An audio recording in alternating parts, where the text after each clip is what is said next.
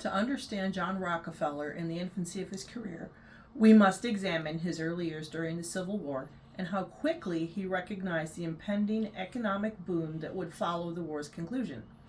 As the Civil War was coming to a close, Rockefeller and his partners believed that the time was right to capitalize on the rebuilding that would follow.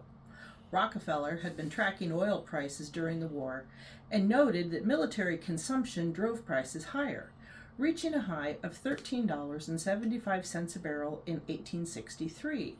This compares to regular prices at 35 cents a barrel the previous year in 1982. Rockefeller believed that price increases would correlate with post-war growth in the emerging oil industry. In 1865, refined oil sold around $13 a barrel, with a profit margin between $5 and $8 per barrel. In 1866, William Rockefeller Jr., John's brother, built another refinery and invited John to join a partnership with him. The commercial oil refining business was in its early stages of development in the United States at this time. Rockefeller continued to acquire other competitors in refining businesses, a process that involved purchasing their assets and operations. By 1870, Rockefeller had successfully chartered the Standard Oil Company. While oil refinery in 1865 resulted in roughly 60% refined oil and the other 40% in kerosene, Rockefeller saw a new opportunity to open a new product line that he could sell.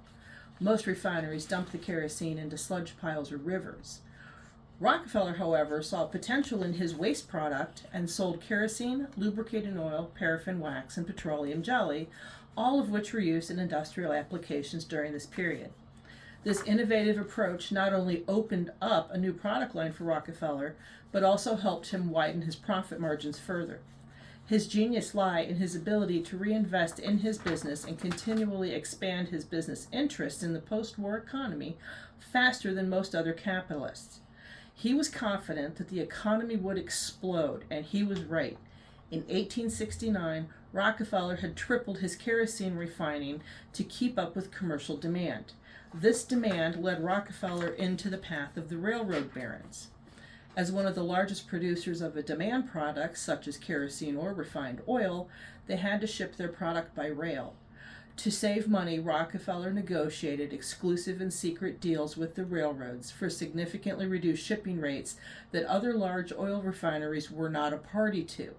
These deals were considered gentlemen's agreements and were occasionally made by a handshake, a wink, or a nod. Rockefeller agreed to rail as long as he had the lowest shipping rates of all refineries. This drove most refineries out of business because they could not afford the shipping via rail, and lake freight was too slow to meet the consumer demand. Rockefeller countered this by lowering the cost per barrel of his refined oil, driving the market to his oil versus refineries that could not afford the higher shipping cost demands by the railroads.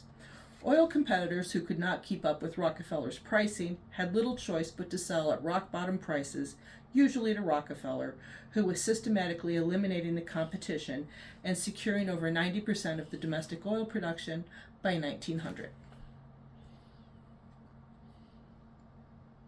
Too fast. Damn it! You got it done in 3 minutes, 30 seconds. I can do 3.5. That works. 3.5 to 5 minutes. Okay, the other thing, your phone didn't give a fuck about the settings I wanted. Yeah. I can fix it through software. Okay. Thank you.